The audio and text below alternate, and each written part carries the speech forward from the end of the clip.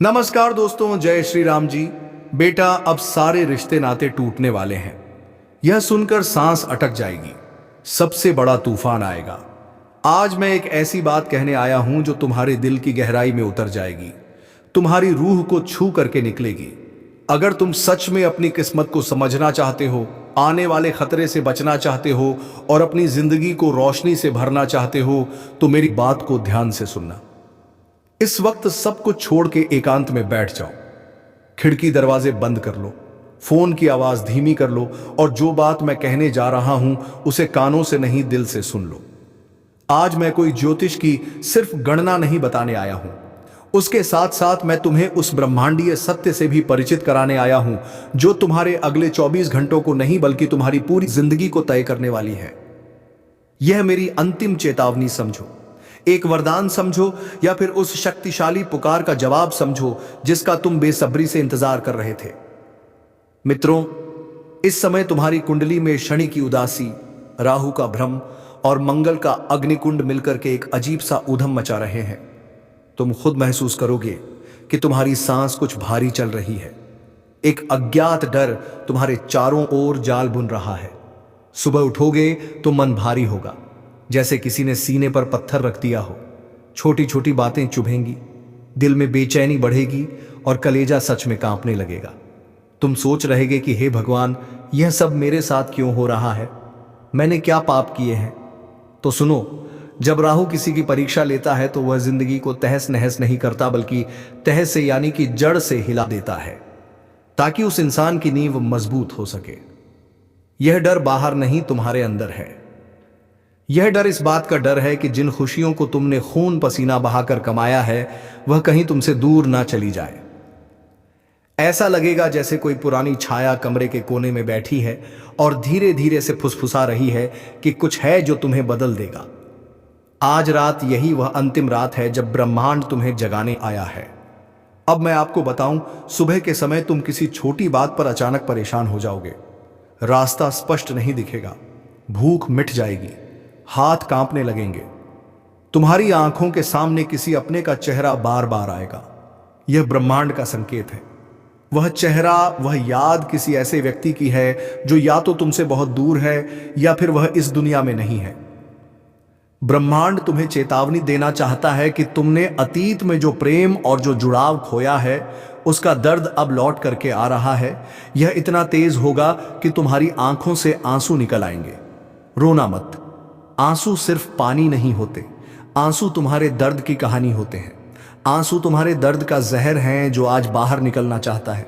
रोने से मन हल्का होता है, दिल शांत होता है और तुम आधे दुखों से उसी क्षण मुक्त हो जाते हो। लेकिन रात का समय सबसे ज्यादा भारी रहेगा। 2:45 के आसपास का वक्त अगर अचानक कोई पुरानी बात याद आ जाए या लगे कि कोई तुम्हारे पास खड़ा है तो डरना मत। वो कोई भूत नहीं होगा, वह तुम्हारी आत्मा का रक्षक होगा। वो अदृश्य शक्ति है जो तुम्हें संभाल रही है। वो तुम्हारे कर्मों की गिनती कर रही है। तुम्हारे जीवन में जो छूट गया था, जो टूट गया था, वह दरअसल पिछले जन्म का कोई अधूरा वादा था, कोई मुकाम था जिसे तुमने बीच में ही छोड़ दिया। यह क्षण तुम्हें उस पुराने दर्द को खत्म करने का अवसर देगा। जीवन की दिशा बदलने वाली है। मेरे प्यारे जातकों, अगले 24 घंटे तुम्हारी जिंदगी की परीक्षा लेंगे। तुम्हें 3 बड़ी जगहों या स्थितियों से सावधान रहना होगा। यह चेतावनी नहीं है, यह एक दिशा है। इन्हें अपने जीवन में उतार लो। पहली चेतावनी है रिश्ते और अहंकार का मरहम। मित्रों, मौत सिर्फ शरीर की नहीं होती। कभी कभी जिंदगी का कोई हिस्सा मर जाता है, जैसे कोई रिश्ता, कोई भरोसा, कोई सपना। और इस 24 घंटे में तुम्हारे अंदर का अहंकार मर सकता है। यह वक्त दिल को जोड़ने का है, तोड़ने का नहीं। अगर किसी अपने से झगड़ा चल रहा है तो उसे वहीं खत्म कर दो। यह वक्त अपने अहंकार का को पोषण देने का बिल्कुल नहीं है। कहीं ऐसा ना हो कि कल सुबह उठो और जिस इंसान से तुम लड़ रहे थे वो इस दुनिया में ही ना रहे। फिर यह पछतावा तुम्हें जिंदगियों तक सताएगा। मंगल जब कमजोर होता है तो अमंगल होता है। कोई अचानक मुसीबत आती है। अगर घर में कोई बुजुर्ग बीमार है जो अस्पताल का चक्कर लगा रहा है तो सावधान रहो। खुद को लोगों के साथ अच्छे तरीके से पेश आओ, शांति से रहो।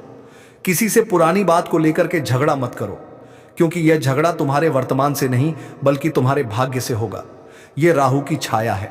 जो पुराना गुस्सा है, दबा हुआ है, दर्द है, बाहर निकाल दो, संभल जाओ। दूसरी चेतावनी है यात्राएं और अनियंत्रित गति। जो लोग सफर पर जा रहे हैं या किसी काम से घर से बाहर निकल रहे हैं तो जरा संभल कर रहना। सड़कें कभी कभी मौत का रास्ता बन जाती हैं। गाड़ी थोड़ा धीरे चलाना, संभल के चलाना, फोन पर ध्यान मत देना। दुर्घटना और चोट का योग प्रबल है। जब भी घर से बाहर निकलो तो माता पिता का आशीर्वाद लेकर के ही निकलो। लड़ाई झगड़ा करके या खिचखिचाहट में कभी मत निकलो, या बहुत ज्यादा आप गुस्से में मत निकलो। तुम्हारे अंदर का असंतोष बाहर की मुसीबत को खींच लाएगा। अगर तुम अकेले हो और नींद नहीं आ रही है तो डरना मत। ब्रह्मांड तुम्हें जगाकर कुछ सिखाना चाहता है। शांत होकर के बैठो और सोचो, अगर कल सुबह मैं नहीं उठा तो क्या मेरी कोई अधूरी बात रह जाएगी? अगर जवाब हाँ है तो आज ही कह दो, कल का इंतजार मत करो। जिंदगी का कोई भरोसा नहीं। तीसरी चेतावनी है निवेश और निजी जीवन की सीमाएं। मित्रों, इस समय पैसों का निवेश बहुत सोच समझ कर करना।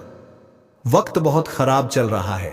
तुम्हारी मेहनत की कमाई अगर गलती से इधर उधर गुम हो गई, डूब गई, तो तुम्हारे अपने ही तुम्हें ताना मार देंगे। मन दुखित हो जाएगा। लोग कहेंगे, यार इसने तो पैसे डुबा दिए, ये तो मूर्ख है। अपने खर्चे संभाल कर रखो, आगे बढ़ो, लेकिन सोच समझ करके आगे बढ़ो। और सबसे जरूरी बात तो ये है कि निजी जिंदगी में किसी को भी ज्यादा दखल अंदाजी करने का मौका मत दो। तुम्हारा परिवार, तुम्हारे पति की आपस की बातें किसी को नहीं बतानी है, शेयर नहीं करना है, गुप्त रखना है। जब तुम अपनी निजी बातें बाहर बताते हो तो ग्रहों की नकारात्मकता उन बातों पर हावी हो जाती है। तुम्हारी कमजोरियां दूसरों का हथियार बन जाती हैं।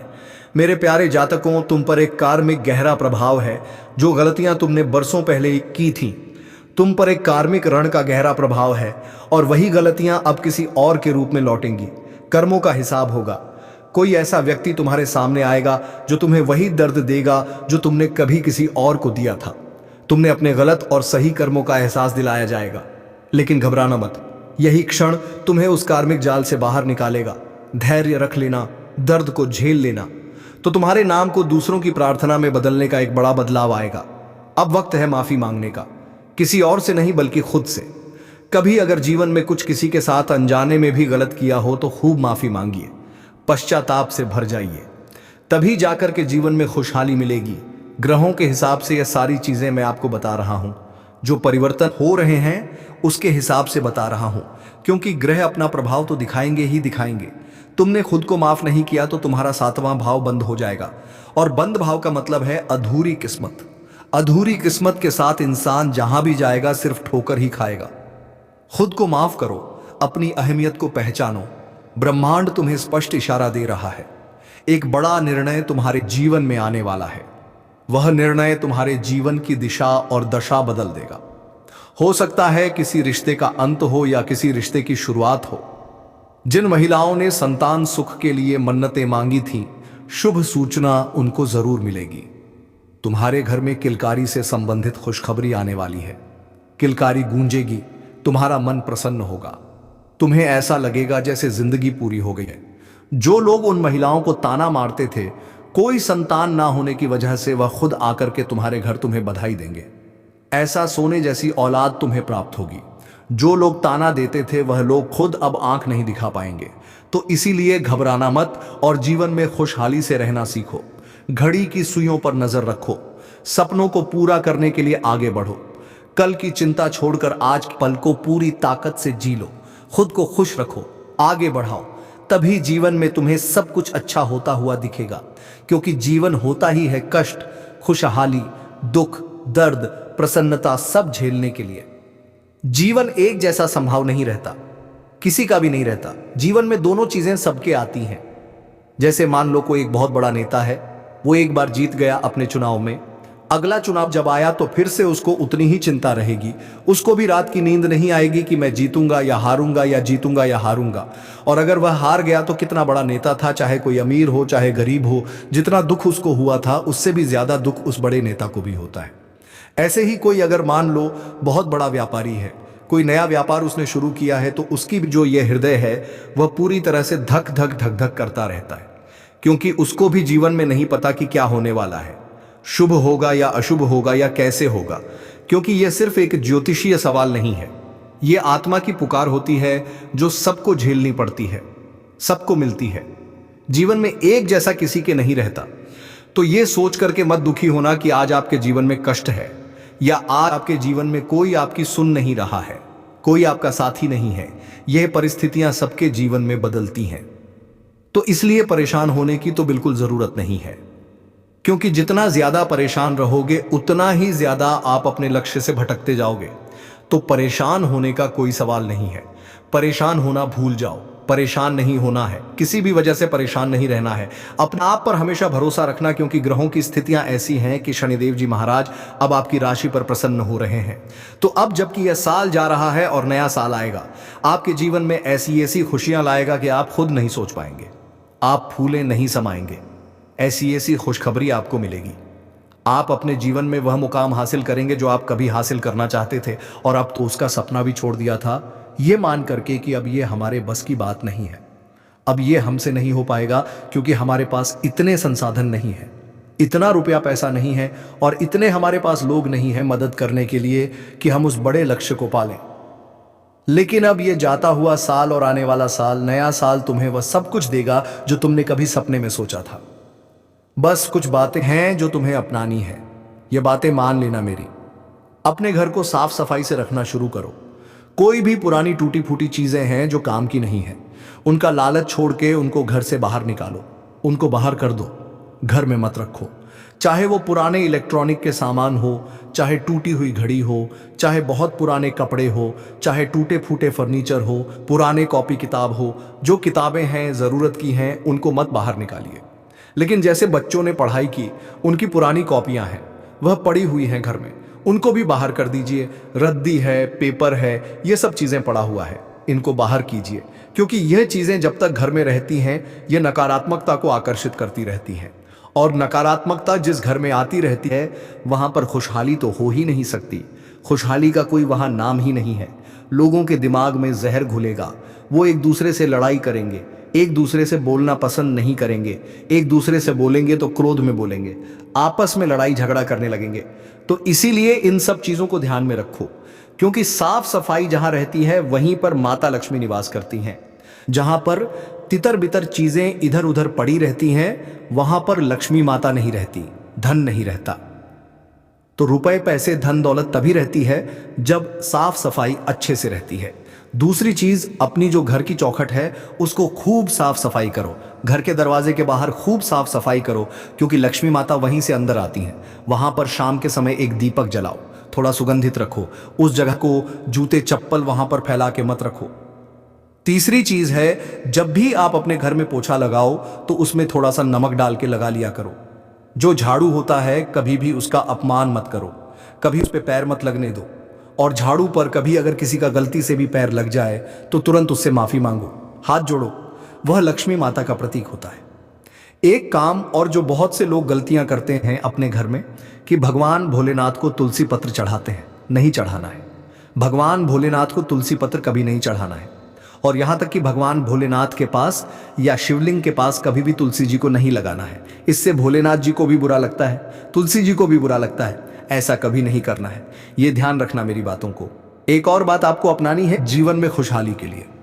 वो ये है कि जो घर की झाड़ू होती है वो किसी को मांगने पर नहीं दी जाती, और उसको ऐसी जगह पर नहीं रखा जाता है जहां पर लोगों का आते जाते उस पर निगाह पड़े। तो ऐसी जगह पर झाड़ू अपने घर के रखना जहां पर आते जाते लोगों की उस पर कोई निगाह ना पड़े, या घर में कोई आपके आ जाए तो झाड़ू ही तुरंत ना दिख जाए। ऐसी जगह पर उसको रखना। दूसरी चीज है कि झाड़ू को ऐसे सीधा करके नहीं रखना होता है। झाड़ू को हमेशा ऐसे लेटा कर रखना होता है। इससे लक्ष्मी माता प्रसन्न होती है। एक और बात है जो महिलाओं के लिए है खास करके, कि घर में शाम का जब खाना हो जाता है तो किचन में जो झूठे बर्तन होते हैं रसोई घर में, बहुत सी महिलाएं ऐसी हैं जो उनको रख के ही सो जाती हैं। ऐसा नहीं करना है। रोज खाने के बाद 2-4-10 मिनट की बात होती है, थोड़ी तकलीफ सही, लेकिन उनको साफ करके ही फिर आपको अपना आसन लेना है। आपको अपने बिस्तर पर जाना है, सोना है, क्योंकि इससे माता अन्नपूर्णा का अपमान होता है। अगर झूठे बर्तन पड़े रहते हैं और जहां पर माता अन्नपूर्णा का अपमान होता है, लक्ष्मी जी कभी निवास नहीं करती, तो आपके घर में फिर कंगाली आती जाएगी। जिस भी घर में बर्तन तितर बितर या फिर झूठे ऐसे पड़े रहते हैं, रात भर वो पड़े रहते हैं, वहां पर कभी भी लक्ष्मी माता नहीं टिकती हैं।